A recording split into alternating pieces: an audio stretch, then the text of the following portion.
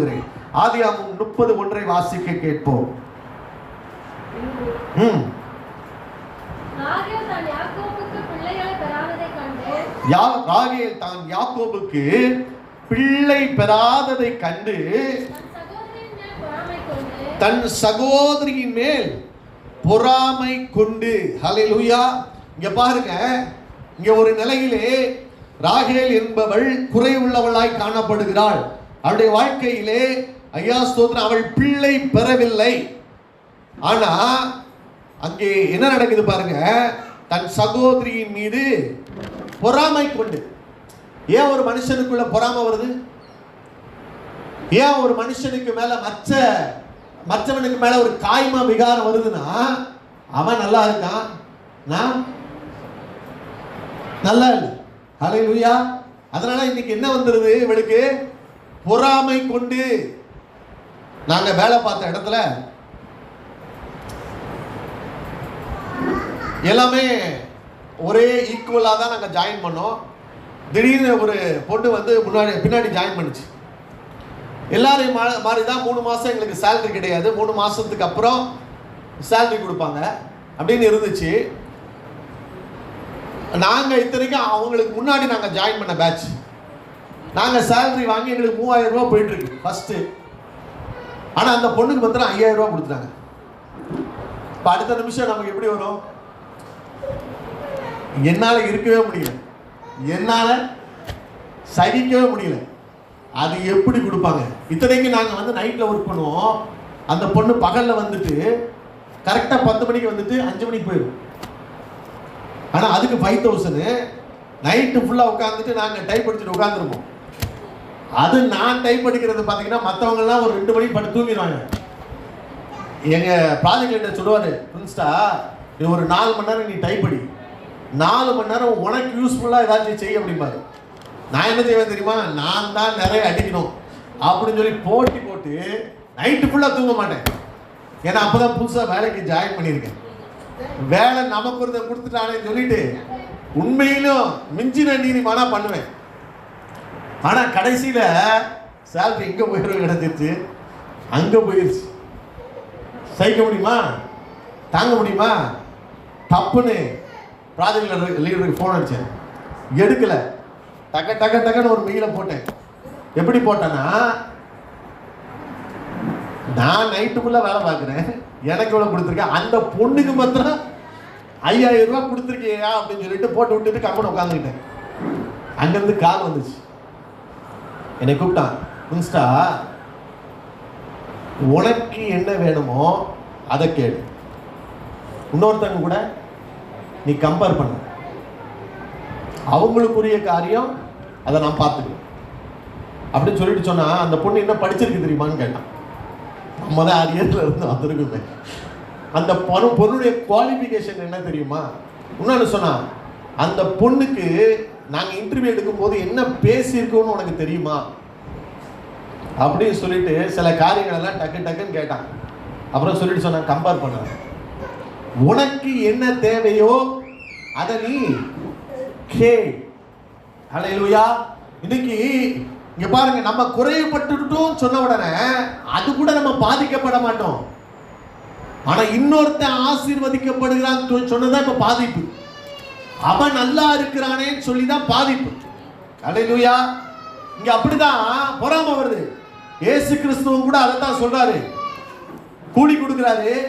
காலையில இருந்து வேலை பார்த்தவனுக்கு ஒரு கூலி, கடைசி 1 மணி நேரம் வேலை பார்த்தவனுக்கு அதே கூலி. இப்ப என்ன ஆகி போச்சு? பொறாமை வருமா இல்லையா? அப்ப ஆண்டவர் கேட்டாரு, உன்கிட்ட என்ன பேசுறேன்? உனக்கு பேசுறத கொடுத்துருக்கேன்ல, அதைத்தான் நான் செஞ்சிருக்கேன். நான் தயாளனா இருக்க, நீ ஏன் வன்கண்ணனா இருக்க? ஏன் இஷ்டப்பா, கொடுக்கறது ஏன் இஷ்டம். உன்கிட்ட பேசுன கூலியை நான் கொடுத்துருக்கேனா இல்லையா? அவனுக்கு கொடுத்துட்டான்னு சொல்லிட்டு இன்னைக்கு என்னால தாங்க முடியும். இன்னைக்கு அநேகருடைய வாழ்க்கையில ஐயா ஸ்தோத்திர குறைவுகள் என்று வரும்பொழுது சில பொறாமைகளும் வந்து விடுகிறது. ஹல்லேலூயா. யாரை பார்த்து? சகோதரியை பார்த்து பொறாமை கொண்டுதான் இப்ப அடுத்த நிமிஷம் யாரை பார்த்து கத்துறா? யாரை பார்த்து கத்துறா? புருஷனை பார்த்து கத்துறாங்க. ஒரு குடும்பத்தை வைத்து உங்களோடு கூட நான் ஐயா ஸ்தோத்திரம் அவங்களுக்கு இருந்த குறைவுகள் ஐயா தேவன் எப்படி அந்த காரியத்தை மாற்றினார் என்று சொல்லிதான் உங்களோடு கூட நான் சற்று நேரம் தியானிக்க விரும்புகிறேன். ஆதியாகமம் 30:1 வாசிக்க கேட்போம். ராகேல் தான் யாக்கோபுக்கு பிள்ளை பெறாததை கண்டு தன் சகோதரியின் மேல் பொறாமை கொண்டு. ஹல்லேலூயா. இங்க பாருங்க, இங்க ஒரு நிலையிலே ராகேல் என்பவள் குறைவுள்ளவளாய் காணப்படுகிறாள். அவளுடைய வாழ்க்கையிலே ஐயா ஸ்தோத்திரம் அவள் பிள்ளை பெறவில்லை. ஆனா அங்கே என்ன நடக்குது பாருங்க, தன் சகோதரியின் மீது பொறாமை கொண்டு. ஏன் ஒரு மனுஷனுக்குள்ள பொறாமை வருது? ஏன் ஒரு மனுஷனுக்கு மேல மற்றவனுக்கு மேல ஒரு காய்மா விகாரம் வருதுன்னா, அவன் நல்லா இருக்கான், நான் நல்லா இல்லை. ஹல்லேலூயா. அதனால இன்னைக்கு என்ன வந்துருது இவளுக்கு? பொறாமை கொண்டு. நாங்க வேலை பார்த்த இடத்துல எல்லாமே ஒரே ஈக்குவலா தான் நாங்க ஜாயின் பண்ணோம். திடீர்னு ஒரு பொண்ணு வந்து பின்னாடி ஜாயின் பண்ணுச்சு. எல்லாரையும் மாதிரி தான் 3 மாதம் எங்களுக்கு சேலரி கிடையாது, 3 மாதத்துக்கு அப்புறம் சேலரி கொடுப்பாங்க அப்படின்னு இருந்துச்சு. நாங்கள் இத்தனைக்கும் அவங்களுக்கு முன்னாடி நாங்கள் ஜாயின் பண்ண பேட்ச். நாங்கள் சேலரி வாங்கி எங்களுக்கு 3000 ரூபா போயிட்டுருக்கு ஃபஸ்ட்டு. ஆனால் அந்த பொண்ணுக்கு மாத்திரம் 5000 ரூபா கொடுத்துட்டாங்க. இப்போ அடுத்த நிமிஷம் நமக்கு எப்படி வரும்? என்னால் இருக்கவே முடியல, என்னால் சகிக்கவே முடியல. அது எப்படி கொடுப்பாங்க? இத்தனைக்கு நாங்கள் வந்து நைட்டில் ஒர்க் பண்ணுவோம். அந்த பொண்ணு பகலில் வந்துட்டு கரெக்டாக 10 மணிக்கு வந்துட்டு 5 மணிக்கு போயிடும். ஆனால் அதுக்கு 5000 நைட்டு ஃபுல்லாக உட்காந்துட்டு நாங்கள் டைப் படிச்சுட்டு உட்காந்துருப்போம். அது நான் டைப் படிக்கிறது பார்த்தீங்கன்னா மற்றவங்கெல்லாம் ஒரு 2 மணிக்கு பட்டு தூங்கிடுவாங்க. எங்கள் ப்ராஜெக்ட் லீடர் சொல்லுவார், பிரின்ஸ்டா நீ ஒரு 4 மணி நேரம் நீ டைப் படி, 4 மணி நேரம் உனக்கு யூஸ்ஃபுல்லாக ஏதாச்சும் செய்ய அப்படிம்பாரு. நான் என்ன செய்வேன் தெரியுமா? நான் தான் நிறைய அடிக்கணும் அப்படின்னு சொல்லி போட்டு நைட்டு ஃபுல்லாக தூங்க மாட்டேன். ஏன்னா அப்போ தான் புதுசாக வேலைக்கு ஜாயின் பண்ணியிருக்கேன். வேலை நமக்கு ஒருத்தர் கொடுத்துட்டானேன்னு சொல்லிட்டு உண்மையிலும் மிஞ்சின நீதிமானா பண்ணுவேன். ஆனால் கடைசியில் சேலரி எங்கே போயிடும் கிடச்சிருச்சு, அங்கே போயிடுச்சு. சகிக்க முடியுமா? தாங்க முடியுமா? தப்புன்னு ப்ராஜெக்ட் லீடருக்கு ஃபோன் அடித்தேன், எடுக்கலை. டக்குன்னு ஒரு மெயிலை போட்டேன். எப்படி போட்டேன்னா, நான் நைட்டுக்குள்ள வேலை பார்க்குறேன், எனக்கு எவ்வளோ கொடுத்துருக்கேன், அந்த பொண்ணுக்கு மாத்திரம் 5000 ரூபா கொடுத்துருக்கியா அப்படின்னு சொல்லிட்டு போட்டு விட்டுட்டு கம்பெனி உட்காந்துக்கிட்டேன். அங்கேருந்து கால் வந்துச்சு, என்னை கூப்பிட்டான், மின்ஸ்டா உனக்கு என்ன வேணுமோ அதை கேடு, இன்னொருத்தங்க கூட நீ கம்பேர் பண்ண, அவங்களுக்குரிய காரியம் அதை நான் பார்த்துக்குவேன் அப்படின்னு சொல்லிட்டு சொன்னா, அந்த பொண்ணு என்ன படிச்சிருக்கு தெரியுமான்னு கேட்டான். நம்ம தான் அரியர்ல இருந்து வந்திருக்குமே. அந்த பொண்ணுடைய குவாலிஃபிகேஷன் என்ன தெரியுமா? இன்னொன்று சொன்னா, அந்த பொண்ணுக்கு நாங்கள் இன்டர்வியூ எடுக்கும் போது என்ன பேசியிருக்கோன்னு உனக்கு தெரியுமா அப்படின்னு சொல்லிட்டு சில காரியங்கள் எல்லாம் டக்குன்னு கேட்டான். அப்புறம் சொல்லிட்டு சொன்னா, கம்பேர் பண்ண, உனக்கு என்ன தேவையோ அதை நீ கே. ஹல்லேலூயா. இன்னைக்கு இங்க பாருங்க, நம்ம குறைவுபட்டுட்டோம் சொன்ன உடனே அது கூட நம்ம பாதிக்கப்பட மாட்டோம். ஆனா இன்னொருத்தன் ஆசீர்வதிக்கப்படுகிறான் சொன்னதான் இப்ப பாதிப்பு. அவன் நல்லா இருக்கிறானே சொல்லிதான் பாதிப்பு. ஹல்லேலூயா. இங்க அப்படிதான் பொறாமை வருது. இயேசு கிறிஸ்துவும் கூட அதைத்தான் சொல்றாரு. கூலி கொடுக்கிறாரு, காலையில இருந்து வேலை பார்த்தவனுக்கு ஒரு கூலி, கடைசி 1 மணி நேரம் வேலை பார்த்தவனுக்கு அதே கூலி. இப்ப என்ன ஆயிப்போச்சு? பொறாமை வருமா இல்லையா? அப்ப ஆண்டவர் கேட்டாரு, உன்கிட்ட என்ன பேசுறேன்? உனக்கு பேசுறதை கொடுத்துருக்கேன்ல, அதைத்தான் நான் செஞ்சிருக்கேன். நான் தயாளனா இருக்க, நீ ஏன் வன்கண்ணனா இருக்கு? ஏன் இஷ்டப்பா, கொடுக்கறது ஏன் இஷ்டம். உன்கிட்ட பேசின கூலியை நான் கொடுத்துருக்கேனா இல்லையா? அவனுக்கு கொடுத்துட்டான்னு சொல்லிட்டு இன்னைக்கு என்னால தாங்க முடியும். இன்னைக்கு அநேகருடைய வாழ்க்கையில ஐயா ஸ்தோத்திர குறைவுகள் என்று வரும்பொழுது சில பொறாமைகளும் வந்து விடுகிறது. ஹல்லேலூயா. யாரை பார்த்து? சகோதரியை பார்த்து பொறாமை கொண்டுதான் இப்ப அடுத்த நிமிஷம் யாரை பார்த்து கத்துறா? யாரை பார்த்து கத்துறா? புருஷனை பார்த்து கத்துறா. இன்னைக்கு இப்படிப்பட்ட காரியம் வந்த உடனே ஐயா சகோதரிமார்களோ சகோதரமார்களோ யாரை பார்த்தாவது ஒரு சத்தம் போட்டாதான் அவங்களுக்கு திருப்தி ஆகும். ஹல்லேலூயா. உங்களால தான் இந்த பிரச்சனை. நான் முதல்ல சொன்னேன்ல, இந்த இடத்துல சேர வேண்டாம்னு சொல்லியிருந்தேன்ல, எனக்கும் அதே தான் பிரச்சனை. நானும் அப்படிதான் நினைச்சேன். இவன் கம்பெனியில வந்து சேர்ந்தும் பாரு அப்படின்னு சொல்லிட்டு எனக்குள்ளேயே ஒரு கோபம். நான் யார்கிட்ட சொல்ல முடியும்? அப்ப நானா என்னையே நான் சொல்லிக்கிறதா, இல்லாட்டி நான் பார்க்கிற ஆள் மேல எரிஞ்சு விடுகிறது, கோபப்படுகிறது. இதுதான் அந்த பொறாமை வெளிப்படுகிற ஒரு காரியம். இங்க பாருங்க ஐயா ஸ்தோத்திரம். அந்த ராகே அப்ப அடுத்த வசனம் வாசிக்கிறேன் 32 என்ன சொல்லுகிறது என்று பார்ப்போம். அப்பொழுது யாக்கோபு ராகேலின் மேல் கோபம் கொண்டு, யார் அடைச்சிருக்காரா?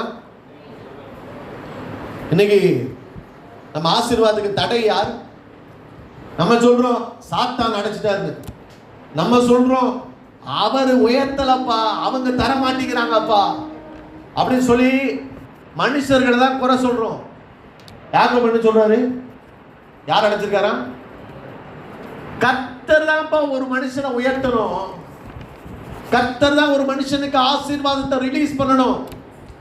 அவரே ஒருவனை உயர்த்துகிறவர், அவரே ஒருவனை தாழ்த்துகிறவர், அவரே ஒருவனை ஐஸ்வர்யம் அடைய செய்கிறவர், அவரே ஒருவனை தரித்திரம் அடைய செய்கிறவர். எவரையும் மேன்மைப்படுத்தும் பலப்படுத்தவும் என் தேவனாலே ஆகும். அதனாலதான் யோபு சொல்றான், கர்த்தர் செய்ய நினைத்தது தடைபடாது. யாராலையும் தடைபட முடியாது.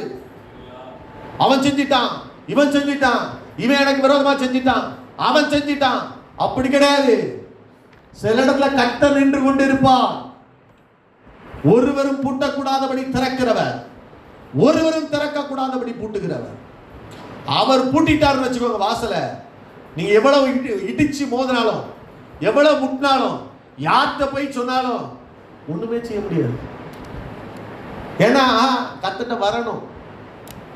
ஹல்லேலூயா. வாசித்து பாருங்கள், எபிரேயர் 12:6 வாசித்து பாருங்கள்.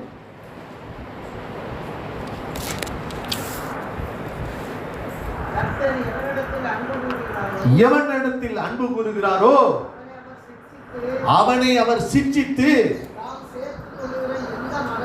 தான் சேர்த்துக் கொள்ளுகிற எந்த மகனையும் தண்டிக்கிறார் என்று பிள்ளைகளுக்கு சொல்லுகிறது போல உங்களுக்கு சொல்லி இருக்கிற புத்திமதிகளை மறந்தீர்கள். ஏங்க அடைக்கிறாரு? ஏங்க ஆசீர்வாதத்தை தடுக்கிறாரு? ஐயா நேசிக்கிற புத்திரனை என்ன செய்யறாரா? சிட்சிக்கிறார். சிட்சிக்கிறார் என்ன தெரியுறா? என்ன செய்யறாரு? டிசிப்ளின் பண்றாரு. எதுக்கு டிசிப்ளின் பண்ணணும்? ஹல்லேலூயா. ஐயா ஒரு ஆசீர்வாதம் நான் இன்னைக்கு சொல்றேன், ஒரு ஆசீர்வாதத்தை உங்களுக்கு கொடுத்து நீங்க அது நிமித்தம் தேவனுடைய பாதையிலிருந்து இடறி போவீங்கன்னு என்று தேவன் நினைத்தார்னா அந்த ஆசீர்வாதத்தை செத்தாலும் தேவனிடத்தை நீங்க வாங்க முடியாது. தேவன் கொடுக்க மாட்டார். இதை கொடுத்து என் பிள்ளைனை மறுதளிச்சிருவான், இதை கொடுத்து என் தேவன் தவறாய் போயிடுவான். அவன் கேட்கிறான், அவன் வேணும்னு சொல்லிட்டு ஐயா அவன் பிடிவாதம் பண்றான், உண்மைதான். ஆனால் இதை நான் கொடுப்பது நிமித்தமாக இவனுடைய வாழ்க்கையிலே ஐயா நான் வைத்திருக்கிற திட்டத்துக்குள்ளே அது அவன் போவதற்கு அதை தடையா இருக்கும் என்று நினைச்சானா செத்தாலும் உன் கையில் அதை கொடுக்க மாட்டான். அல்லேலூயா. அதனாலதான் எழுதுறா எபிரேயர் 12:10 வாசிங்க.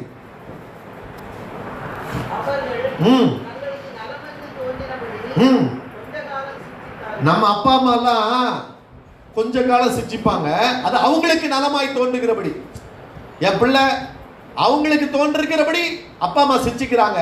ஆனா இவரோ தம்முடைய பரிசுத்தத்திற்கு நாம் பங்குள்ளவர்களாகும் பொருட்டு நம்முடைய பிரயோஜனத்துக்காகவே அவர் சிக்ஷிக்கிறார். தம்முடைய பரிசுத்தத்துக்கு நாம் நீங்க எப்படியாவது பரலோகம் வரணுங்க. எனக்கு ஐயா எவ்வளவோ ட்ரை பண்ணேன், அந்த இடத்துல கிடைக்கல அப்படிங்க நினைச்சீங்கன்னா அந்த இடத்துக்கு போனா அங்கே நீ இடறி போய் விடுவாய். அல்லேலூயா.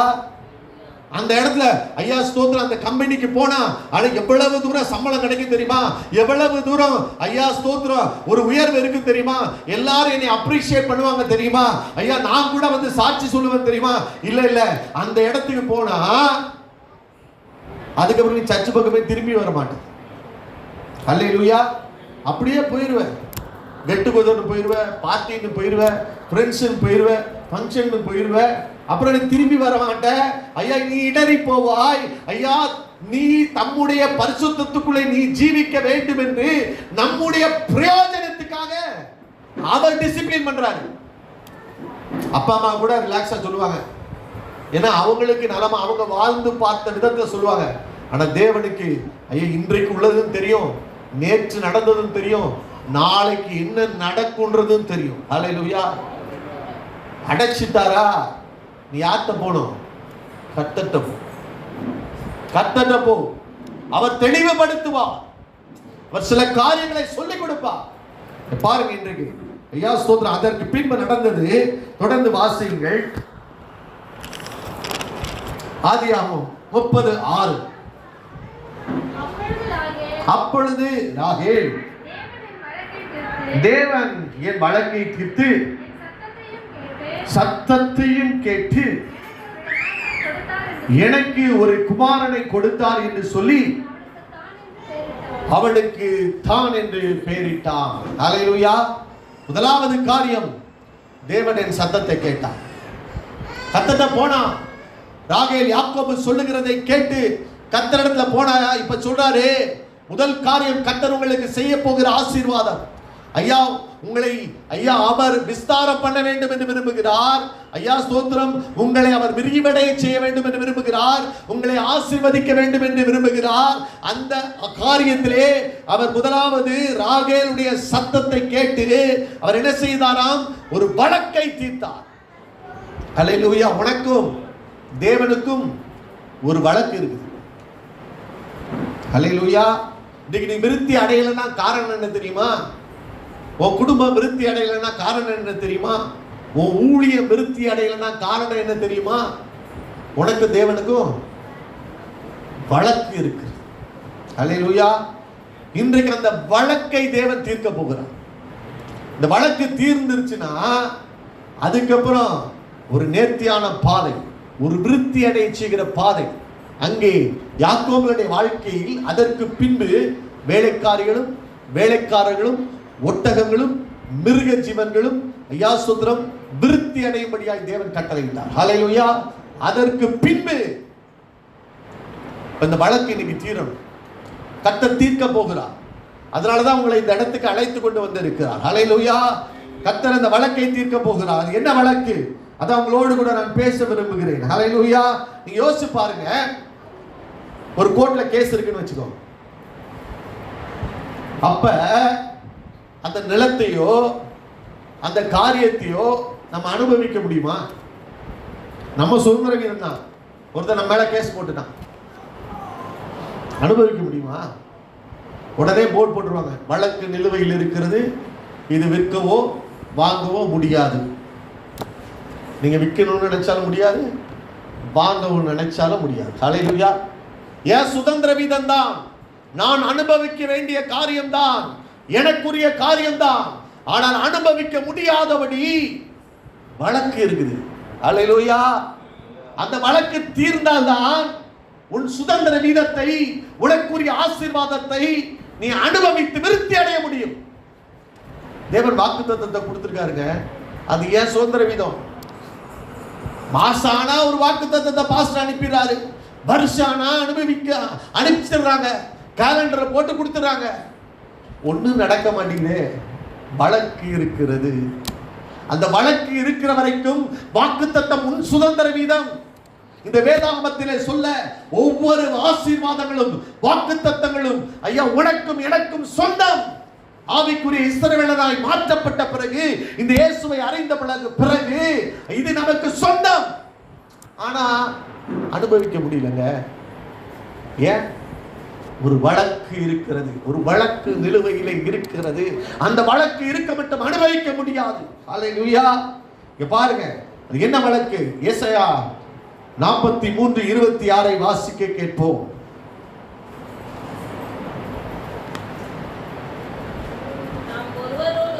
நாம் ஒருவரோடு ஒருவர் வழக்காடும்படி எனக்கு நினைப்பூட்டு, நீ நீதிமானாக விளங்கும்படி உன் காரியத்தை என்கிட்ட சொல்லு. ஆண்டவர் சொல்றாரு, நீ என்கிட்ட வந்து சண்டை போட்டுட்டு இருக்க, நீ என்கிட்ட வந்து என்ன சொல்ற, உங்க கண்ணு இருக்கா, உங்க காது இருக்கா, அப்படிலாம் கேட்கிற. இப்ப ஆண்டவர் சொல்றாரு, முதல்ல உன் வழக்கை என்கிட்ட கொண்டு வா. நம்ம வந்து மனுஷர்களுக்கு ஒன்றும் தெரியாதனால ஈஸியா மனுஷன் போய் சொல்லிடுவோம், சபைக்கு போறேன், அவர் வதிப்பார் சொல்றாரு, ஒன்றும் நடக்க மாட்டேங்குதுயா என்னை அப்படி சொல்லி ஈஸியா சொல்லிடுவோம். இப்ப ஆண்டவர் சொல்ல, ஏன்டா முதல்ல என்னிடம் வந்து நீ முதல்ல வழக்காடி உன் காரியத்தை என்னிடத்த சொல்லி, உன் அண்டவாளத்தெல்லாம் நான் புட்டு வைக்கிறேங்கிறார். அவருக்கு தெரியும் ஏன் உனக்கு ஆசீர்வாதம் வரல, ஏன் நான் மூக்கணாங்க போட்டு பிடிச்சு வச்ச மாதிரி உன்னை அசையாம பிடிச்சு வச்சிருக்கேன், நான் உன்னை விட்டேன்னா நீ எங்க போவ அப்படின்றது யாருக்கு தெரியும்? அவருக்கு தெரியும். அதனால சொல்றாரு, உன் காரியத்தை ஏன்ட்ட கொண்டு வா. ஹல்லேலூயா.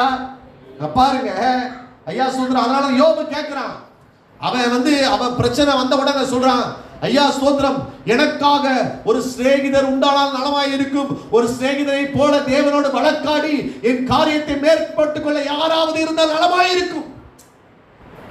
ஆனா இப்ப ஆண்டவர் நேரா இறங்கி வந்து சொல்றாரு, நான் நேரடியா வர்றேன், உன் வழக்குக்கே வர்றேன், என்கிட்ட காரியத்தை சொல்லுங்கிறாரு. அடுத்த வசனம் சொல்றாரு பாருங்க, வாசிங்க. உன் ஆதி தகப்பன் பாவம் செய்தான், உனக்கு முன்னின்று பேசுகிறவர்களும் எனக்கு விரோதமாக துரோகம் பண்ணினார்கள். ஆகையால் பரிசுத்த குலைச்சலாக்கி சாபத்துக்கும் நிந்தனைக்கும் ஒப்பு கொடுத்தேன். ஹல்லேலூயா. ஆண்டவர் சொல்றார் பாருங்க, உன் ஆதி தகப்பன் பாவம் செய்தான். ஆதி தகப்பன் யாரு? ஆதாம். அவன் பாவம் செஞ்சுட்டாங்க. உன் முன்னின்று பேசுகிறவர்களும் அப்படிதான் இருக்கிறாங்க. எப்படி ஆதாம் பாவம் செஞ்சானோ அப்படிதான் இருக்கிறாங்க.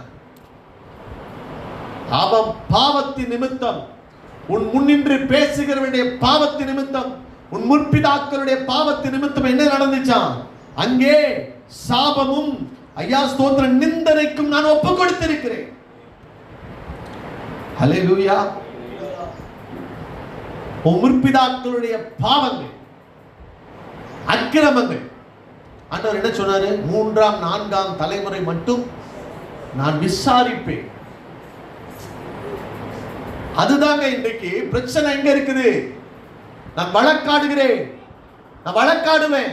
நான் திரும்ப சொல்றேன், அடுத்தவங்களுடைய லேண்டை எடுத்து வச்சுட்டு உட்கார்ந்துருப்போம். அவனுக்கு வாதிட கூட ஒருத்தரும் கிடையாது. ஆனா அசால்ட்டா உட்கார்ந்துருப்பாங்க. ஆனா 2 தலைமுறை அனுபவிச்சிருப்பாங்க. இப்ப 3ஆவது தலைமுறை, அந்த தலைமுறையில அவங்களுக்கு நிலை இல்லாததுனால அவங்க எவ்வளவோ சஃபர் ஆகியிருப்பாங்க. நம்ம அனுபவிச்சுட்டு இருப்போம். இதனுடைய காரியம் எங்கெங்க போய் முடியும்? ஆண்டவர் பார்த்துட்டு சும்மா இருப்பார்னு நினைக்கிறீங்களா? விட மாட்டாரு. ஹல்லேலூயா. நான் திக்கற்றவர்களுக்காக வழக்காடுவேன், விதவைகளுக்காக வழக்காடுவேன், அது சாபமாய் உன் வாசற்படியில் படுத்திருக்கும். ஹல்லேலூயா. நம்ம நினைக்க கூடாது, அடுத்தவங்க காரியத்தை எடுத்து வச்சுட்டு ஐயா ஸ்தோத்திரம், கர்த்தர் பார்க்க மாட்டார், கர்த்தர் காண மாட்டார், கர்த்தருக்கு இது தெரியாது அப்படின்னு சொல்லி அப்படி கிடையாது. வேதம் சொல்லுகிறது, ஒருவன் பாவம் செய்வானானால் வாசற்படியில் அந்த பாவம் படுத்திருக்குமா. அப்படிதான் எழுதி வச்சிருக்கிறார் ஆதியாகமத்தில். நன்மை செய்தால் மேன்மை இல்லையோ, நன்மை செய்யாவிட்டால் அந்த பாவம் உன் வாசற்படி படுத்திருக்கும். படுத்திருந்தா என்ன நடக்கும்? தேவனே ஆசீர்வதிக்கணும்னு நினைச்சா கூட சாத்தா வந்து சொல்லுவான், அவனை ஆசீர்வதிக்கிறீரு. சகோதரர்களை இரவும் பகலும் குற்றப்படுத்துகிறவன் ஒருவன் இருக்கிறான். ஹல்லேலூயா. யோசுவாவின் அழுக்கு வஸ்திரத்தை குறித்து குற்றப்படுத்துகிறவன் ஒருவன் இருக்கிறான். உனக்கு ஆசீர்வாதத்தை தடை பண்ணும்படியாக உன் வீட்டுக்குள்ளே வாசல்ல இருக்கிறதுனால வீட்டுக்குள்ள எந்த ஆசீர்வாதமும் நுழையாது. ஹல்லேலூயா. எவ்வளவுதான் நீ முயற்சி பண்ணுவ, உன் பாவியான மனுஷன் தனக்கு இருக்கிற மிகுந்த நன்மையை கெடுப்பான். ஹல்லேலூயா. பாவம் நன்மையை வரவொட்டாது இருக்கிறது. ஹல்லேலூயா. ஆண்டவர் தான் சொல்றாரு, நினைக்காத, பாவம் வாசப்படியிலே படுத்திருக்கும், தேவன் உன்னை ஆசீர்வதிக்க வேண்டும் என்று விரும்பினாலும் ஐயா சோதரம் உன்னோடு கூட ஐயா சோதரம் உன்னை குற்றப்படுத்தும்படியாக ஒரு முகாந்தரத்தோடு சாத்தான் உன் வாசப்படியில் நின்று கொண்டிருக்கிறான். என்ன என்ன பாவம்னு பாருங்க. அவர் சொல்றாரு, ஏசாயா 43:21 வாசிங்க. இந்த ஜனத்தை எனக்கென்று ஏற்படுத்தினாராம். ஹல்லேலூயா. இவர்கள் துதியை சொல்லி வருவார்கள். ஹல்லேலூயா. இப்ப நீங்களும் நானும் எதற்காக ஏற்படுத்தப்பட்டு இருக்கிறோம் அப்படின்னு நீங்க பாத்தீங்கன்னா, அவருடைய துதியை, அவருடைய பேர் பிரஸ்தாபத்தை எல்லாருக்கும் சொல்லணும் சொல்லிட்டாங்க. இந்த ஜனத்தை எனக்கென்று அவர் ஏற்படுத்தி இருக்கிறார். நல்லா புரிந்து கொள்ளுங்க. நீங்களும் நானும் யாருக்காவது பிரயோஜனமா இருந்தோமா? 36 அரியர் வச்சுட்டு ஒருத்தர் இருக்கான்னு வச்சுக்கோங்க, அவனை கொண்டு குடும்பத்துக்கும் பிரயோஜனம் கிடையாது. வீட்டில் என்ன நினைப்பாங்க, இவனால என் குடும்பத்தில் எனக்கு கெட்ட பேர். இதுல நம்ம நல்லவனாக இருந்திருக்கோம், இருக்கிற முள்ள மாதிரி பாய்க்க எல்லாரும் கூடயும் ஃப்ரெண்ட்ஸ் வச்சு தான் நம்ம சுத்திட்டு இருந்திருக்கோம். நல்லவனாக இருந்தாலும் பரவாயில்ல. அப்படி புரோஜனமா இல்லாத ஒரு மனுஷனை எதுக்கு ஆண்டவர் தேடி வரணும்? ஹல்லேலூயா. இன்னும் நல்லா சொல்ல போனா அடிமை தான் கொண்டு வந்திருக்கோம் குடும்பத்துல. அவங்க சம்பாதிக்கிறது நம்ம போய் செலவழிக்கிறது, அதெல்லாம் கிளியரா பண்ணிட்டோம். ஹல்லேலூயா. அப்படி புரோஜனம் இல்லாத நம்மை எதற்காக கட்ட தேடி வர வேண்டும்? நீங்கள் என்னை தெரிந்து கொள்ளவில்லை, நான் உங்களை தெரிந்து கொண்டேன். நீங்கள் போய் கனி கொடுக்கும்படிக்கும் அந்த கனி நிலைத்திருக்கும்படிக்கு உங்களை நான் ஏற்படுத்தி இருக்கிறேன் என்று சொல்லி அற்பமாய் எனப்பட்டவர்கள், ஐயா புழுதியிலே இருந்தவர்கள், சிறுமையிலே இருந்தவர்களாகிய நம்மை கட்ட தேடி வந்தார். பாவத்தில் இருந்தோம், அழிவில் இருந்தோம், நரகத்துக்கு போகிற ஒரு பாதையிலே இருந்தோம். இனி வாழக்கூடாது, இனி எனக்கு வாழ்க்கை இல்லை, இனி எனக்கு எதிர்காலம் இல்லை என்று சொல்லி அப்படிப்பட்ட சூழ்நிலையில் இருந்த உங்களையும் என்னையும் எதுக்கு வந்தான்? இந்த ஜனத்தை எனக்கு ஏற்படுத்தினேன். அவர் என்னை நம்பினாருங்க.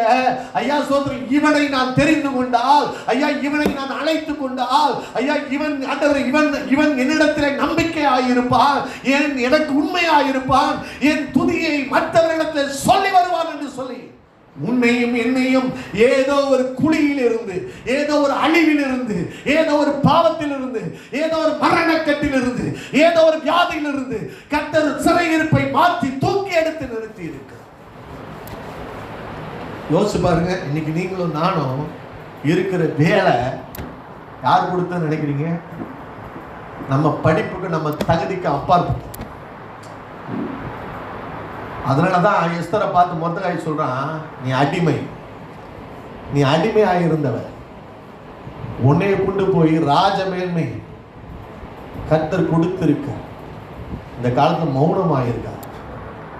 ஹல்லேலூயா. ராஜாட்ட போக முடியாது, கேட்க முடியாது, போனா செத்து போயிடுவேன். எப்பயோ செத்து போற ஆள் தானே, இப்ப என்ன புதுசா செத்து போயிடும்? ஹல்லேலூயா. செத்து போற ஆளதான் கர்த்தர் தூக்கி எடுத்து ராஜ மேன்மையை கொடுத்து, போய் எனக்காக பேசு, என் ஜனங்களுக்காக பேசு, என் ஜனங்களுக்காக ராஜ சமூகத்தில் போய் நில்லு என்று சொல்லி என் ஜனங்களை எனக்கு ஏற்படுத்தினேன், என் துதியை சொல்லி வருவார் என்று சொன்னா, அடுத்த வசனம் என்ன சொல்லுது பாருங்க. ஆனாலும் யாக்கோபே கூப்பிடவில்லை, இஸ்ரவேலே மனம் சஞ்சலித்து போனாயா, வெறுப்பாயிட்டுமா. அதான பிரச்சனை. உடனே தூக்கி ராஜமேன்மை கொடுக்கிற இடத்துல வச்சா அவர் சொல்ற, ஆனாலும் யாக்கோபே என்னை நோக்கி நீ கூப்பிடவில்லை. நீ மனசஞ்சலித்து போய் நீ பேசுற வார்த்தையை பாரு. உன்ட்டெல்லாம் ஒருத்த வந்தா அவன் கிறிஸ்துட்ட வருவான்னு நினைக்கிறீங்க? நம்ம பேசுற வார்த்தைகளும் நம்ம ஆண்டவரை மறுதலிக்கிற வார்த்தைகளும் ஒரு நம்பிக்கையுள்ள ஒரு வார்த்தை வருமானம் பண்ண உனக்கு செய்வார்ப்பா, எனக்கு செஞ்சாரு. ஒரு நாள் நானும் இப்படிதான் இருந்தேன். கத்தர் போப்பா போ, என்ன செஞ்சுட்டாரு பெருசா? என்னத்த ப்ரமோஷன் கொடுத்துட்டாரா? அவர் என்னங்க செஞ்சாரு? சர்ச்சுக்கு போய் என்ன பிரயோஜனம்? இவங்க கேட்குறாங்க. இன்னொருத்தன் கேட்டாலும் பரவாயில்ல, நம்ம கேட்கிறோம். வாசிங்க மல்கியா 3வது அதிகாரம் 14வது வசனத்தை வாசிக்க கேட்போம்.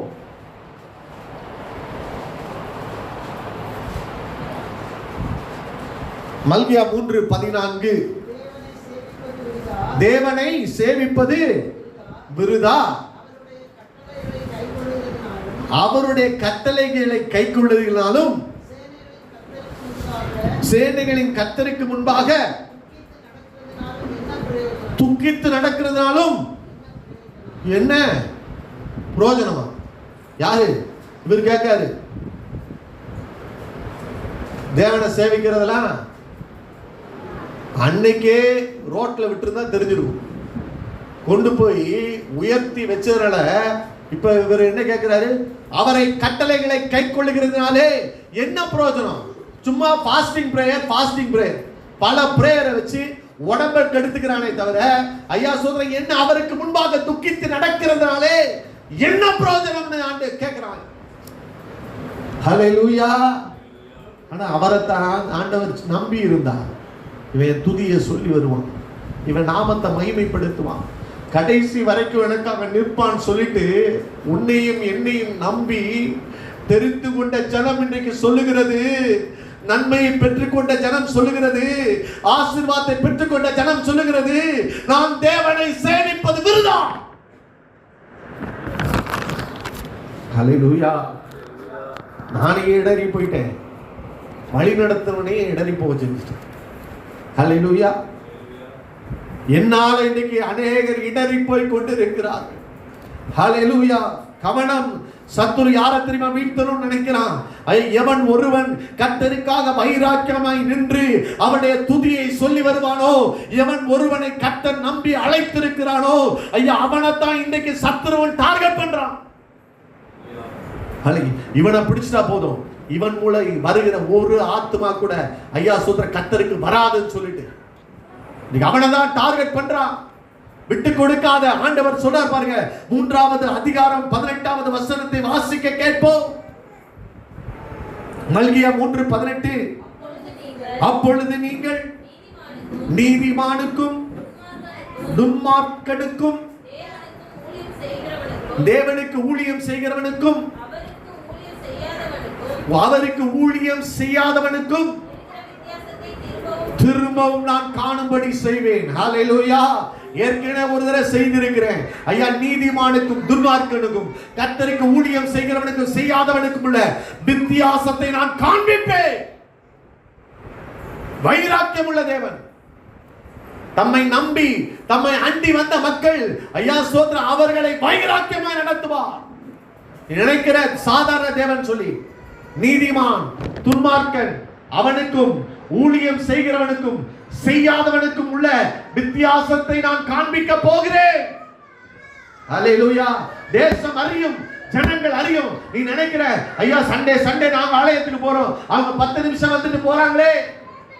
ஒவ்வொரு பாஸ்டிங் பிரேயரும் விடாம நாங்க போய் இருந்திருக்கிறோம். ஆன்லைன் பிரேயர்ல நாங்க இருந்திருக்கிறோம். கர்த்தருக்காக நேரத்தை செலவழித்திருக்கிறோம். கர்த்தருக்காக ஊழியத்தை செய்திருக்கிறோம். ஐயா, என் நாட்களை ஐயா சோதரன விருதாவாய் ஒரு நாள் கூட கழிக்காதபடி தேவ சமூகத்தில் மற்றவர்களுக்காக விழுந்து கிடந்திருக்கிறேன் சொல்லுகிறாயா. நீதிமானுக்கும் துன்மார்க்கனுக்கும் ஊழியம் செய்கிறவனுக்கும் ஊழியம் செய்யாதவனுக்குள்ள வித்தியாசத்தை காண்பிப்பார். ஒரு நாள் நீ பாப்ப. திரும்பவும் காண்பிக்கிற தேவன். ஹல்லேலூயா. அதுக்கு முந்தின வசனத்தை வாசிங்க, 17வது வசனத்தை. என் சம்பத்தை சேர்க்கும் நாளிலே என்னுடைய ஜனங்களாயிருப்பார்கள். வாசிங்க அடுத்து. சொல்லுகிறார், ஒரு மனுஷன் ஊழியம் செய்கிற தன்னுடைய குமாரனை கடாட்சிக்கிறது போல நான் அவர்களை கடாட்சிப்பேன். ஹல்லேலூயா. அவர்கள் என்னுடையவர்களாய் இருப்பார்கள். நான் அவர்களை கடாட்சிப்பேன், நான் அவர்களை காப்பாற்றுவேன், நான் அவர்களோடு கூட இருப்பேன். வித்தியாசம் இருக்குங்க. அவன் சாகிறது மாதிரி நீ சாக மாட்ட. ஹல்லேலூயா. அவன் வாழ்றது மாதிரி நீ வாழ மாட்ட. அவனுக்குரிய உயர்வு வேற, உனக்குரிய உயர்வு வேற. நான் இதெல்லாம் செஞ்சேனே விருதாவாயிடுச்சு நினைக்காத. அதனாலதாங்க அன்னைக்கு சொத்தை வித்து ஆண்டவருக்கு கொடுத்தாங்க. அதனால தான் எதையும் ஐயா சொல்ற எத்தனை மிஷனரிமார்கள் ஐயா தங்களுடைய வாழ்க்கையை அர்ப்பணித்து, தங்களுடைய எதிர்காலத்தை அர்ப்பணித்து, தங்களுடைய குடும்பத்தை அர்ப்பணித்து, தங்களுடைய பிள்ளைகளை அர்ப்பணித்தார்கள். ஏன் தெரியுமா? வித்தியாசத்தை காண்பிப்பார். வித்தியாசம் இருக்கு. எங்க அப்பா ஊழியம் செஞ்சாரு, இன்னைக்கு பிள்ளைகள் நன்றாக இருக்கிறது என்று சொல்லுவாங்க. சமுதாயம் சொல்லும். அப்படியே விட மாட்டார், அப்படியே விட மாட்டார். ஒரு கலசம் தண்ணீர் கொடுத்தாலும் அதன் பயனை அடையாமல் போவதென்று நிச்சயமாகவே மெய்யாகவே மெய்யாகவே உங்களுக்கு சொல்லுகிறேன். யார் சொன்னது விருதா? யார் சொல்லுகிறது விருதா? பாஸ்டிங் பிரேயர் விருதாவா? கர்த்தரை தேடுறது விருதாவா? கர்த்தருடைய கட்டளைகளை கைக்கொள்ளுகிறது விருதாவா? கர்த்தருக்கு முன்பாக துக்கித்து நடத்துகிறது விருதாவா? இதெல்லாம் இன்னைக்குள்ள இளைஞர்கள் பேசுகிறார்கள். என்ன அறிவு பெருத்திருக்கிறது. ஒரு வீடியோவை பார்த்தேன், ஒரு முஸ்லிம் கிளிப்பு, அது இப்ப பிரபலமாயிட்டு வருது. அவர் சொல்றாரு, இன்னைக்குள்ள வாலிப சமுதாயம்னா இயேசு பாவத்தை மன்னிக்கிறான்றது அது நம்ப தகுந்தது அல்லன்னு சொல்லி அவங்க விசுவாசிக்கிறாங்க. அதுக்கே ப்ரூவ் பண்ண முடியுமா? அவங்க கேட்கிறாங்க, நாலேஜ் வச்சு கேட்கிறாங்க. அது எப்படி மன்னிப்பாரு? அது எப்படி மன்னிக்க முடியும்? ஒரு காலத்துல எங்க குடும்பத்தை வச்சு சொல்றேன், எவ்வளோ மூட நம்பிக்கையை நம்பினாங்க. அப்படிப்பட்ட பாரம்பரியத்தில் இருந்தா படிப்பறிவு இல்லாதபடி ஐயா எங்க குடும்பமே ஐயா சோத்திரம் ஏதோ ஒரு மூட நம்பிக்கை பிடித்து கொண்டு ஐயா ஒரு நோய் வந்தா விமோச்சனம் இல்லாதபடி ஐயா சோத்திரம் எந்த வசதி வாய்ப்புகளும் இல்லாதபடி அமைத்து கிடந்த குடும்பத்தை ஒரு மிஷனரியை தேவன் அனுப்பி, தான் தெரிந்து கொண்டவனை அனுப்பி, தான் அர்ப்பணிக்கப்பட்டவனை அனுப்பி அந்த அழிவின் குடியிலிருந்து தூக்கி எடுத்திருக்கிறார். அன்றைக்கு கேள்வி கேட்கிற அந்த சமுதாயம் அது அப்படியே விசுவாசிச்சு, அது அப்படியே நம்பிச்சு. இன்னைக்கு அவன் படிப்பை கொடுத்தான், இன்னைக்கு நம்மளை பார்த்து கேள்வி கேட்குது. எப்படி இயேசு வந்து பாவத்தை மன்னிச்சிருவாரா? அதனால அவர் சொல்றாரு, அந்த முஸ்லிம் ஞானி சொல்றாரு, ரபி, அவர் எப்படி சொல்லுவாங்கன்னு தெரியல, ரபி அவர் சொல்றாரு, வாலிப சமுதாயம் கட்டாயம் இனி உள்ள நாட்கள்ல முஸ்லீமுடைய அந்த கொள்கையை தான் அவங்க நம்புவாங்க. அதனால இப்ப நாங்க பெரிய பெரிய பில்டிங் எல்லாம் நாங்க வாங்குறது கிடையாது. ஏற்கனவே ஆலயத்தை கட்டி வச்சுட்டாங்க, சர்ச்சு. இப்ப அங்க யாரும் போறது கிடையாது. இப்ப உள்ள யூத்ஸ் எல்லாம் சர்ச்சுக்கு ரொம்ப போறது கிடையாது. ஞாயிற்றுக்கிழமை தான் கடமைக்கு போகுது, மற்ற கூட்டங்களுக்கு எல்லாம் போறது கிடையாது. அதனால அதெல்லாம் நாங்க இப்ப வாங்கிட்டு இருக்கோம். பெரிய பெரிய பில்டிங் நாங்க வாங்கி பின்னாடி இவங்க எல்லாம் வருவாங்கன்னு எங்களுக்கு நிச்சயமான ஒரு நம்பிக்கை உண்டு அப்படின்னு அவங்க சொல்லி வைத்திருக்கிறார்கள். ஏன் தெரியுமா? தேவனை சேவிப்பது விருதா. எப்படிங்க அவன் குடும்பம் வந்துச்சு? எப்படி நீ படிச்ச? ஹல்லேலூயா. எப்படி ஆசீர்வதிக்கப்பட்டது? கொஞ்சம் ஹிஸ்டரியை படிக்கணும். அவர் மிஷனரி, காலரான ஒரு நோய் வந்துச்சு, அழிந்து கொண்டு இருந்தாங்க. அந்த நேரத்தில் ஐயா மிஷன் ஊழியங்கள் மூலமாக இந்தியாவுக்குள்ளே வந்து ஆஸ்பத்திரிகளை அவங்க வந்து செய்து ஐயா சோதரம் டிசம்பர் மாசம் கேரல்ஸ் எப்படி வந்துச்சு தெரியுமா? அந்த நேரத்தில் ஜனங்கள் பயந்து கொண்டு இருந்தார்கள். அந்த நேரத்தில் இவங்க ஒரு சிம்னி விளக்கோட, ஒரு மண்ணெண்ணெய் விளக்கோட பாடல்களை பாடி அவங்களை தைரியப்படுத்தி அவர்களுக்கு நம்பிக்கை கொடுத்து தேவன் காப்பாற்றுவார், எதிர்காலம் உனக்கு இருக்கிறது என்று சொல்லி நம்பிக்கையுள்ள வார்த்தைகளை கொடுத்து அவர்களை பிழைக்க வைத்தார்கள். இன்னைக்கு உள்ள சமுதாயம்லாம் தேவனை சேவிப்பது விருதாவா நினைக்கலன்னா கூட்டத்தை விட்டுட்டு வேற எங்கேயா போவோம். இந்த தேவனை ஆசீர்வதிப்பா நினைச்சுட்டா சர்ச்சை விட்டுட்டு வேற எங்கேயா போவோம். எத்தனை மணிக்கு வரும் யோசிச்சு பாருங்க. எத்தனை மணிக்கு வரும்? சும்மா வர்றது, உட்கார்றதுக்கு போறது. இவர் ஜீவனுள்ள தேவன், உலாவுகிற தேவன், வைராக்கியமா இருக்கிற தேவன். பகத்சிங் ஒருத்தர் இருந்தார். சொல்றேன், காலையில் எழுச்சி 4 மணிக்கு ஜபத்துல உட்கார்ந்தார்னா ஜபத்தை விட்டு வெளியே வர மாட்டார். நம்ம எல்லாம் எழுப்பி உட்கார்ந்து இப்ப வார்த்தையை கேட்கும் போது இறங்கி இறங்கி போயிட்டு இருக்கோம். நான் சொல்றேன்,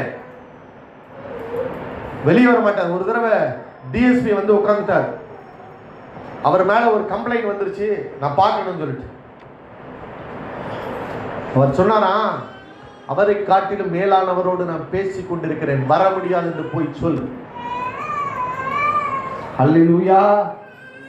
அதுதாங்க உங்களுடைய விசுவாசம், நம்பிக்கையாக இருக்க வேண்டும். மேலானவர், பெரியவர், வானத்தையும் பூமி. அந்த காலத்தில் உள்ள பரிசுத்தவான்களுக்கு அந்த நம்பிக்கை இருந்துச்சுங்க. என்ன நம்பிக்கையோடு நம்ம விருதா சொல்லுகிறாங்க, விருதா என்று சொல்லி சஞ்சலித்து போயிட்ட. ஆனா ஆண்டவர் சொல்லுறாரு, நீ சேவித்துப்பா, இந்த ஆண்டவரை ஏற்றுக்கொண்டுப்பா, இந்த ஆண்டவரை வைராக்கியமாய் தேடிப்பா, இந்த ஆண்டவருக்கு என்ன அர்ப்பணித்துப்பா. உனக்கு மற்றவர்களுக்கு ஒரு வித்தியாசத்தை காமிக்கணும்னா என்னன்னு கேள். ஹல்லேலூயா. தைரியமாய் சொல்ல முடியும், ஒரு வித்தியாசத்தை காண்பிப்பா. என் வாழ்க்கையில எல்லாம் சவால் விட்டாங்க. நல்லா படிச்சவங்க உள்ள ஃபேமிலி, நல்ல வசதியா இருக்க ஃபேமிலி. நான் வேலையை விட்ட உடனே சொன்னாங்க, ஒருத்தர் வந்து சொன்னாங்க, கிருவா நீ நல்ல முடிவு எடுத்தியான்னு கேட்டாங்க. என்னங்கள் சொல்லுங்க. இரும்புல துரும்பு வந்துருச்சுன்னா எப்படி துரும்பு அரிச்சிடுமோ அப்படிதான் நீ எடுத்து முடிவு எடுத்துருக்க. பக்தியெல்லாம் இருக்கணும், ஆனா இந்த வேலையை விட்டுட்டு போற அளவுக்கா பக்தி வேணும். அல்லேலூயா. அப்ப எனக்கு கல்யாணமும் ஆகல, வந்து நான் ஒரு ஸ்டெடியாவும் ஆகல. இன்னும் நான் வேலையை விட்ட சமயத்துல இப்படி நின்று பேசிக்கிட்ட கூட மாட்டேன். கொஞ்சம் பேச தெரிஞ்ச நாளாவது தைரியமா ஏதாவது ஒரு காரியத்தை அவங்க சொல்லுவாங்க, அப்படியே செய்ய மாட்டேன். ஆனா தேவன் என்னை வெட்கப்படுத்தவில்லை. அவர்கள் கண்களுக்கு முன்பாக எனக்கு திருமணமான உடனே அவங்க தான் கூப்பிட்டு, ஐயா ஸ்தோத்திரம், நான் ஊருக்கு கூட போல, என்னை வர சொல்லி அவங்களுடைய செலவிலே விருந்து அரேஞ்ச் பண்ணி எல்லாரையும் அழைத்து ஐயா எங்களை வந்து வாழ்த்தினவர்களில் முதலாவதாக அவங்க இருந்தாங்க. எவங்க உன்னை அப்படி பேசுறாங்களோ அவங்க கண்களுக்கு முன்பாக யார் உன்னை நிர்விசாரமா நினைக்கிறார்களோ, உன் பக்தியை குறித்து உன் வைராக்கியமத்தை கொடுத்து யார் ஒருவன் நிந்திக்கிறானோ அவனுக்கு முன்பாக நீ தலை நிமிர்ந்து நடக்க முடியாது. வித்தியாசத்தை நிச்சயமாய் காண்பிப்பார். நல்லா புரிஞ்சு கொள்ளுங்க. வீட்டு இருந்தாங்க, பார்வோனுடைய சேனை இருந்துச்சு. மோசையை நம்பி ஒரு கூட்டம் பிறட்டு வந்துச்சு. எத்தனை வாதை வந்தது, 10 வாதைகளை தேவன் அனுப்பினார். ஒண்ணு கூட இஸ்ரவேலுடைய கூடாரத்து மேல விழல. வித்தியாசத்தை காண்பிப்பார். வித்தியாசத்தை. ஆனா அந்த ஜனங்கள் பாருங்க, வர்றதுக்கு முன்னாடி ஐயோ செங்கடல் எங்களை சாகவா கொண்டு வந்தீங்க, சாகவா கொண்டு வந்தீங்க. செங்கடல் 2ஆய் பிளந்தது, யோர்தான் 2ஆய் பிளந்தது, யோர்தான் பின்னிட்டு திரும்பினது. நான் உன்னோடு கூட இருந்து செய்கிற காரியம் பயங்கரமாய் இருக்கும் என்று ஆண்டவர் சொன்னார். எந்த ஜாதியினிடத்தில் செய்யாத அதிசயங்களை உன் நடுவிலே செய்வேன். உன்னோடு கூட இருக்கிற ஜனங்கள் யாவும் கர்த்தருடைய செய்கையை காண்பார்கள். சும்மா கிடையாது, சும்மா கிடையாது. ஹல்லேலூயா. ஏதோ ட்ரெடிஷனலா பாரம்பரியமா ஃபாலோ பண்ற மாதிரி ஐயா உட்கார்ந்து ஃபாலோ பண்றதுக்கு கர்த்தர் ஒன்று கர்த்தர். ஆனா சொல்ல கர்த்தர் பட்சத்துல இருந்தா கர்த்தர் பட்சம் வா. மோசே அப்படிதான் சொன்னாங்க, எலியா அப்படிதான் சொன்னான். ஒன்று கர்த்தர் தெய்வமானால் கர்த்தரை சேவி, இல்லாட்டி போயிரு. அவர் யாருக்கு கடனாளி கிடையாது. உனக்கு நன்மை செய்யணும் தான் வர சொல்லியிருக்கார். உன்னை ஆசீர்வதிக்கணும் தான் வர சொல்லியிருக்கிறார். உன்னை விருத்தி அடைய செய்ய வேண்டும் தான் வர சொல்லியிருக்கிறார். உனக்கு ஒரு வழக்கு இருக்குது. உன் முற்பிதாக்கள் செய்த பாவம், உன் முற்பிதாக்கள் செய்த அக்கிரமம் உன் வாசப்படி நின்று உனக்கு நன்மையை கெடுத்துக் கொண்டு இருக்கிறது. அந்த பாவத்தை நீக்கி போட்டு உன் வாழ்க்கையில ஒரு விருத்தி அடைய செய்ய வேண்டும் என்றுதான் என் தேவன் சிலுவையிலே ரத்தம் சிந்தி இருக்கிறார். சும்மா உன்னை அழைத்து கொண்டு வரல. உன்னை விடுதலை பண்ணணும், நீ நல்லா இருக்கணும், நீ வாழணும் அப்படின்னு சொல்லிதான் தன் ஜீவனையை கொடுத்தான். ஆனா இன்றைக்கு விருதான் சொல்லிடாத, ஒரு நாள் சொல்லிடாத. இந்த தேவனை பின்பற்றுகிறது விருதா, தேவன் ஆசீர்வதிக்கல சொல்றேன். நான் சொல்ற உத்தமனை நோக்கி செம்மையானவனை பார்த்து அந்த மனுஷனுடைய முடிவு சமாதானம். சமாதானத்தோட தான் நீ படுத்துக்கொண்டு நித்திரை செய்வாய் என்று ஆபிரகாமுக்கு ஆண்டவர் சொன்னார். நீ சமாதானத்தோட தான் போவ.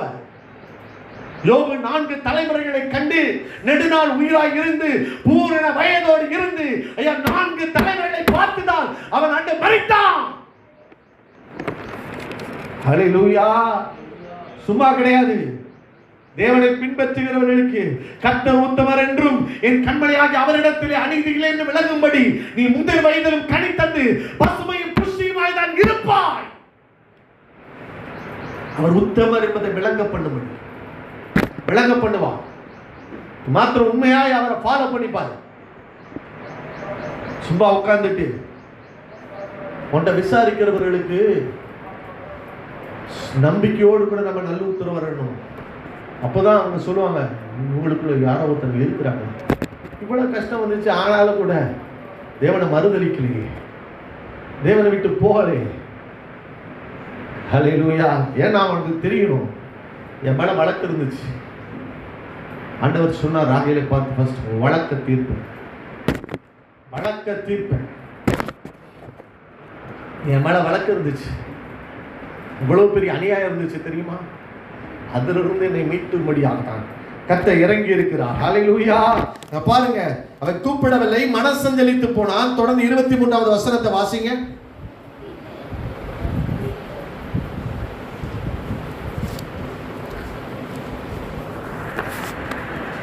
43:23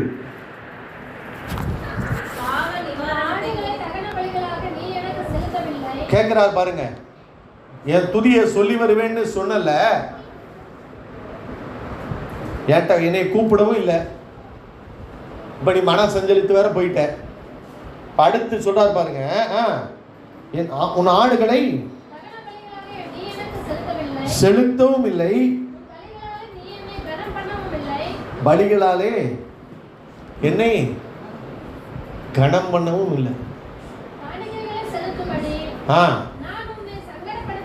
பாருங்க, அவர் எவ்வளவு டீசென்டா இருக்கார் பாருங்க. கொஞ்சமாவது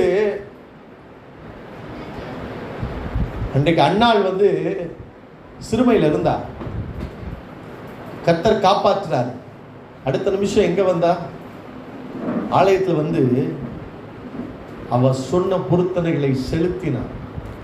ஆண்டவர் சொல்றார் பாருங்க, நீ அதை கூட செய்யலையா, கணம் பண்ணவும் இல்லை சொல்லிட்டு சொல்றாரு பாருங்க. ஆனா அவர் எப்படி சொல்றாரா, நான் உன்னை சங்கடப்படுத்தாமலும் வருத்தப்படுத்தவும் இருந்தேன். திரும்பி வாசிங்க. பணங்களால் கொள்ளாமலும் திருப்தியாக்காமலும் பாவங்களினால் என்னை சங்கடப்படுத்தி வருத்தப்படுத்தினான். நான் உன்னை சங்கடப்படுத்தல, நான் உன்னை வருத்தப்படுத்தல, நீ என்ன கூப்பிடல, மனசஞ்சலித்து போயிருக்கிறாய். ஐயா சொல்றேன், என்ன கனம் பண்ணல, ஆனா நான் உன்னை அதை வருத்தப்படுத்தவே இல்லை, அதை தப்பா நினைக்கவே இல்லை. ஆனா நீ என்ன திரும்ப பாவத்தினால சங்கடப்படுத்தி கொண்டிருக்க. அதான் ஆண்டவர் இன்னைக்கு வருத்தப்படுகிறார், வேதனைப்படுகிறார். ஹல்லேலூயா. நான் சொல்றேன், ஆனா ஐயா ஸ்தோத்திரம், நீங்க ஒரே ஒரு காரியத்தை புரிந்து கொள்ளுங்க. நான் முடிக்க போகிறேன். தாவீதுடைய வாழ்க்கையிலே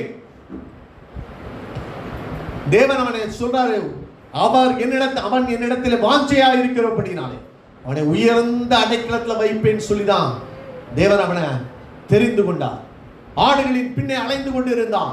அங்கே இருந்து அவனை தூக்கி எடுக்கிறார். எவ்வளவோ போராட்டம், ஒரு சகோதரர்கள் வந்த போராட்டம். தாய் தகப்பன் கூட அவனை அந்த நிலைக்கு வருவான் அங்கீகரிக்கல. ஏன்னா மற்றவங்க தான் மிலிட்டரியில இருக்காங்க. இவன் கொஞ்சம் கூட ஐயா சொன்னா அதற்கு தகுதியே கிடையாது. கொஞ்சம் கூட ஏதாச்சும் வாழைகளை பிடிச்சி ஏதாவது ட்ரெயின் பண்ணி இருந்தா நம்ம நினைக்கலாம் இந்த பிள்ளை யுத்தத்துக்கு போகும் சொல்லிட்டு. இது கொஞ்சம் கூட ஐயா ஸ்தோத்திரம் அதற்கென்று ஒரு தகுதியே இல்லாதபடி ஆடுகளை மேய்ச்சிட்டு இருக்கு. பேன்னு சொல்லிட்டு மேய்ச்சிட்டு இருக்கு. அப்ப என்ன நினைப்பாங்க, ராஜாவா செலக்ட் பண்ண ஒருத்தர் வர்றாரு, ஐயா சொல்ற இவன் எல்லாம் வந்து தகுதியை நீ போப்பா வேலையா பாரு, ஏன் வேலையை நீ வேஸ்ட் பண்ற அப்படின்னு சொல்லிட்டு அவன் அங்க கூப்பிடவே இல்லை.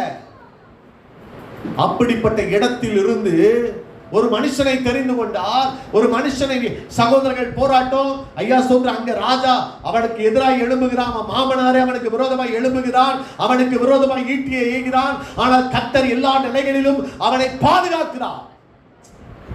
யோசிச்சு பாருங்க. அவன் கர்த்தரை தொடர்ந்து துதித்துக் கொண்டிருக்கிறான், ஆராதித்துக் கொண்டிருக்கிறான். கடைசியில சொந்த தேசத்திலிருந்து வெளியே போறாங்க.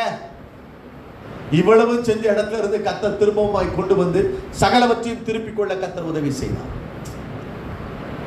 இப்ப என்ன செஞ்சுட்டான் தெரியுமா? வீட்டுல உட்கார்ந்து மாடியில போய் நின்று தப்பு பண்ணிட்டாரு. என்ன செஞ்சாரு? பத்சேபாளோடு அவன் தவறாய் நடந்து கொண்டதின் நிமித்தம் பாவத்திலே விழுந்து விட்டான். இதனால ஒரு காரியத்தை நான் உங்களுக்கு சொல்லுகிறேன், நீங்க எடுத்தவர்கள் வாசிக்கலாம். 2 சாமுவேல் 11வது அதிகாரம் 1வது வசனம்.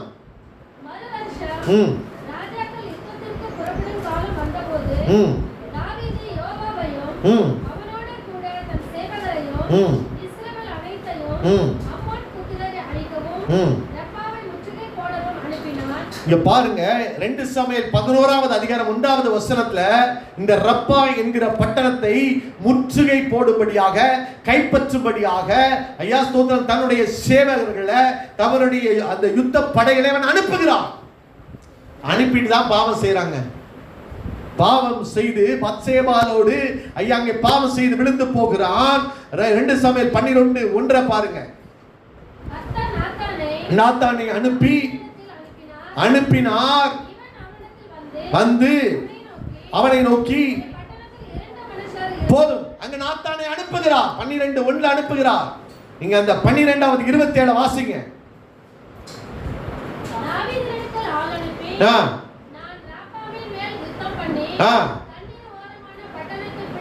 பிடித்துக்கொண்டு எப்ப பிடிக்க முடிஞ்சு தெரியுமா? 11:1 அவன் ரப்பாவின் மேல் யுத்தம் பண்ணும்படியாக அனுப்பிவிட்டான். பாவம் செய்தான். ஆனா 1 வருஷ காலத்துக்கு பின்புதான் நாத்தான் மேல் போய் அவனை எச்சரிக்கிறான். அது வரைக்கும் அந்த முற்றுகை தளரவே இல்லை. நீ நினைக்கிற சில முற்றுகைகள் போடப்பட்டு இருக்கிறது, அது ரிலீஸ் ஆகவே மாட்டேங்குது. எளிதான பட்டணம். தாவீது யுத்தத்தில் சிறந்தவன். தாவீது கர்த்தருடைய யுத்தத்தை நடத்துகிறவன். அது ஒரு சாதாரண பட்டணம். ஒரு முற்றுகை போடப்பட்டிருந்தது. எது நிமித்தம் தெரியுமா? பிடிக்க முடியல. நாத்தான் மேல் வந்து ஐயா தாவீதுக்கு பாவத்தை உணர்த்தி, தாவீது அந்த பாவத்தை உணர்ந்தவனாய் அறிக்கை செய்கிற வரைக்கும் அந்த முற்றுகை தளர்த்தப்படவில்லை. நீ நினைக்காத, பாவம் செஞ்சுட்டு எளிதா தப்பிச்சு போயலாம் நினைக்காத. ஒரு நாள் ஏதோ ஒரு இடத்துல முற்றுகையை போடுவார் ஆண்டவர். ஏதோ ஒரு கற்பத்தை அடைப்பார், ஏதோ ஒரு ப்ரமோஷனை தடுப்பார், ஏதோ ஒரு உயர்வை தடுப்பார், ஏதோ ஒரு வலையை அடைப்பார்.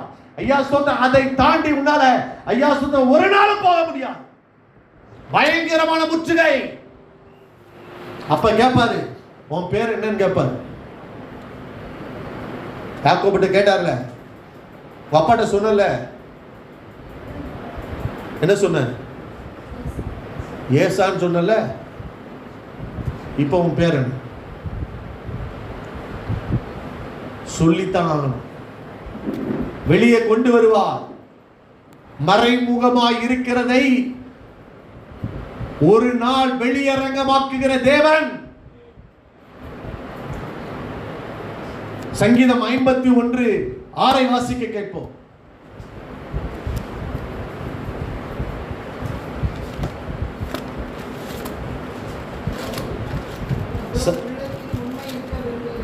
உள்ளத்தில் உண்மை இருக்க விரும்புகிறீர், அந்த கரணத்தில் ஞானத்தை எனக்கு தெரியப்படுத்துகிற தேவன்.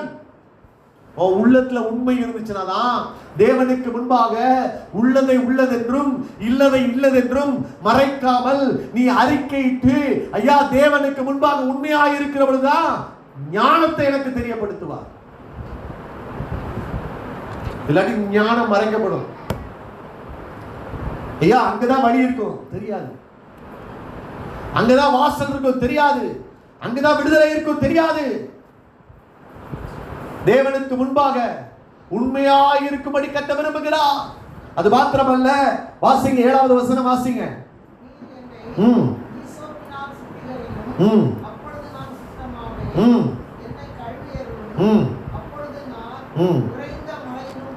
வெண்மையாவேன், திரும்பவுமாய் நான் சந்தோஷம், எனக்குள்ள ஒரு சந்தோஷம் வேணும் ஆண்டவரே, எனக்கு ஒரு மகிழ்ச்சியை கேட்கும்படி செய்யும். அப்பொழுது நீ நொறுக்கின எலும்புகள் கனிகூரும். நொறுக்கிடுவார் எலும்பு. ஹல்லேலூயா. நம்ம நினைக்க கூடாது பாவம் செஞ்சுட்டு எப்படியோ வாழ்ந்துட்டு தேவனுக்கு மறைச்சிட்டு நினைக்காதீங்க.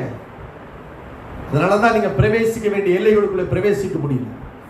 தேவன் வைத்திருக்கிற ஆசீர்வாதத்துக்குள்ள பிரவேசிக்க முடியல.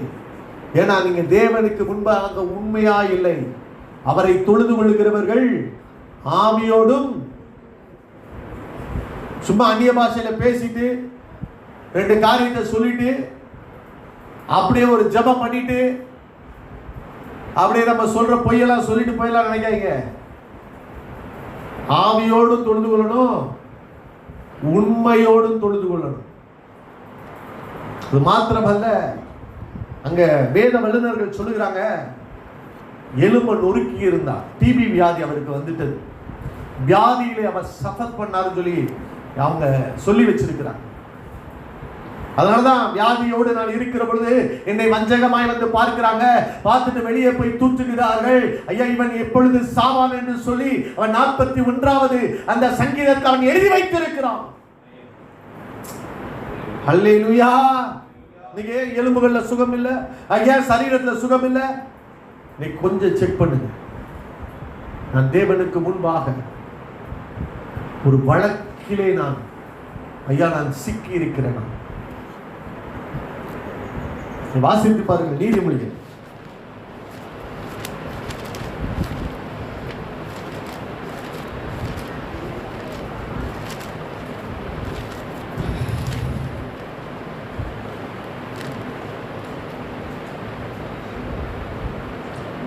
ஏழாவது வசனம், 3வது அதிகாரம் 7-8 வாசிங்க.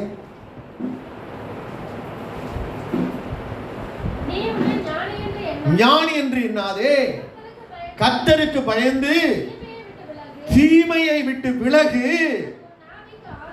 அது உன் நாபிக்கு ஆரோக்கியமும் எலும்புகளுக்கு ஊனமாகும். அதாங்க சரீரத்துக்கு முதல்ல தீமையை விட்டு விலகு. செக் வைப்பாரு. அந்த செக் அவர் வைக்கிற பொழுது, அந்த வழக்கு இருக்கிற பொழுது, ஐயா ஸ்தோத்திரம், எந்த இடத்துக்கு நம்ம போக முடியும், நிப்பாட்டி வைப்பார். இந்த சைடு லாபான் ஓடி வருவான், இந்த சைடு ஏசா ஓடி வருவார். இவர் நடுவில் உட்கார்ந்துருப்பார். இப்போ எங்கே போவார்? பின்னாடி பார்வோன் ஓடி வருவார், முன்னாடி செங்கடல் நிற்கும். எங்கே போவார்? நீ என்னிடத்தில் முறையிடுகிறது என்ன? கத்து கத்து கத்துன்னு கத்த வைப்பார். அன்னைக்கு கேட்பார், ஆண்டவரே நான் யாக்கோபு என்று சொல்லுகிற நாள் வரும். அப்புறம் தான் அவர் சொல்றாரு, இனி நீ யாக்கோபு அல்ல, இஸ்ரவேல் என்று எண்ணப்படுவார். நீங்க நம்மளா சொல்லக்கூடாது, நான் இஸ்ரவேல் சொல்லிட்டு அவர் சொல்லணும். அவர் எல்லாம் மன்னிச்சிட்டாருங்க. ஒண்ணுமே இல்லைங்க. எல்லாம் வாசப்படி தான் உட்காந்துருக்கு. இவர் ஒன்னையுமே விட்டு கொடுக்க மாட்டாரா, ஒன்னையும் கொடுக்க மாட்டாரா, அவர் மன்னிச்சிடணுமா? நாளை திரும்ப கொடுக்குறேன்னு சொன்னா அவர் சொன்னார், இன்றைக்கு உன் வீட்டுக்கு ரட்சிப்பு வந்தது, உன் பாவங்கள் மன்னிக்கப்பட்டது. அவர் சொல்லணும், அவர் என்னைய சொல்லணும், உண்மை முத்தமுமான ஊழியக்காரன் சொல்லி அவர் சொல்லணும், நான் சொல்லக்கூடாது. அல்லேலூயா. அவர் என்ன பார்த்து சொல்லணும்? அவர் முகத்தை பார்க்கிறவர் இல்ல, இருதயத்தை பார்க்கிறவர். அவர் சொன்னார் பாருங்க, எலியாவை கொண்டு போய் நிப்பாட்டாரு. இவன் தானான்னு சாமுவேல் நம்பிடுவாரு. இவன் தானான் சாமுவேல் கேட்டாரு. இவனை நான் புறக்கணித்தேன். நீங்க அதனாலதான் ஆண்டவர் பார்க்கிற பார்வை வேற, நம்ம பார்க்கிற பார்வை வேற. அப்பா கூட தப்பா பார்த்துருவாங்க. அதனாலதான் தேவ ஆவியானுடைய டிசைன்மெண்ட்டை கேட்கணும். 1 சாமுவேல், கடைசியா நான் முடிக்கிறேன். 1 சாமுவேல் 15வது அதிகாரம்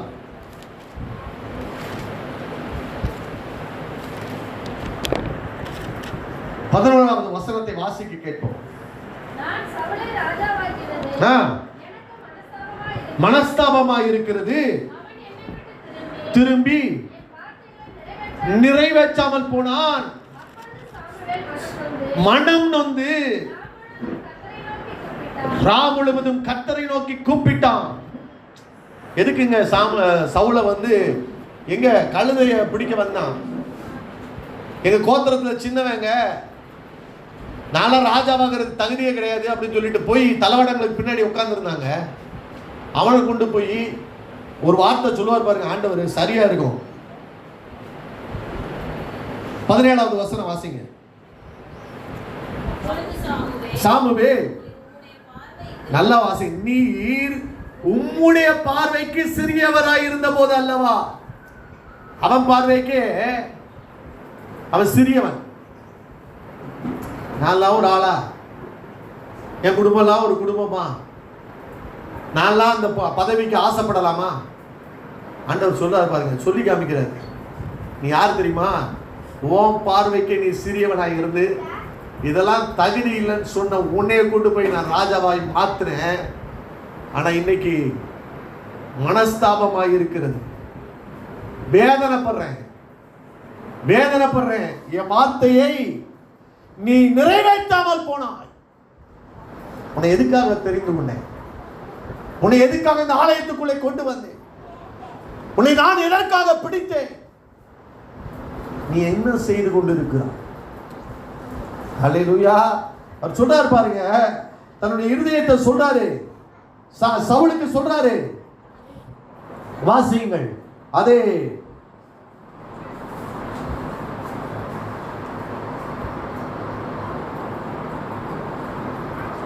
2வது வசனம் சொல்லுகிறது என்னவென்றால், வந்தபோது ஐயா அமலேக்கியர்கள் அவர்களுக்கு வழிமறித்தார்கள். அத மனதிலே வைத்திருக்கிறேன். நீ ஒண்ணு மனதில் வைக்காண்டா, எனக்கு தெரியும். பழி வாங்குதல் எனக்குரியது. ஆண்டவர் மனதில் வச்சிருக்காரு. உனக்கு அவன் என்ன பண்ணான்றது அவருக்கு தெரியும். உனக்கு சாப்பாடு கொடுக்கல, உனக்கு தண்ணி கொடுக்கல, ஐயா சுத்தம் உன்னை சபிக்கும்படி ஆளை ஏற்படுத்தினா, எல்லாத்தையும் மனதில் வச்சிருக்கேன் சவுலே. இப்போ நீ செய்ய வேண்டியது, எனக்காக செய்ய வேண்டியது ஒரே ஒரு காரியம் தான், அவன்கிட்ட இறக்க வைக்காத, அவனை எப்படியாவது அழிச்சிருன்னு சொல்லி தன்னுடைய ஆதங்கத்தை எல்லாம் ஒரு மனுஷன் மீது நம்பிக்கை வைத்து கழுதையை தொலைச்சிட்டு ஒன்றுமில்லாத குடும்பத்தில் இருந்து அவனை தெரிந்தெடுத்து போய் அழிச்சுவான்னு அனுப்புனா, அவன் போட்டிருக்கான் பாருங்க. ஆக்சுவலா பாத்தீங்கன்னா 9வது வசனம் வாசிங்க.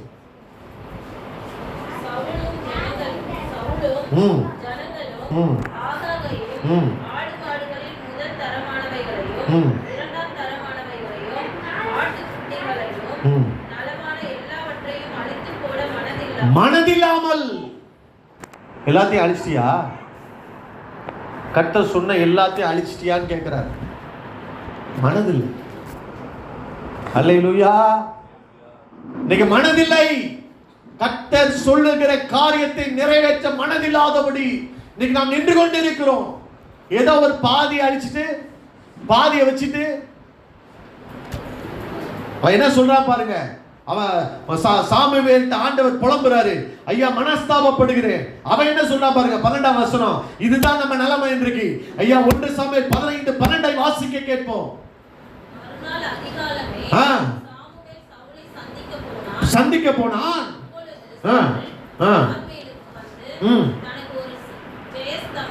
தனக்கு ஒரு ஜெயஸ்தம்பமும் நாட்டி பல இடங்களில் சென்று கில்காலுக்கு போனான் என்று அறிவிக்கப்பட்டது. போனான்.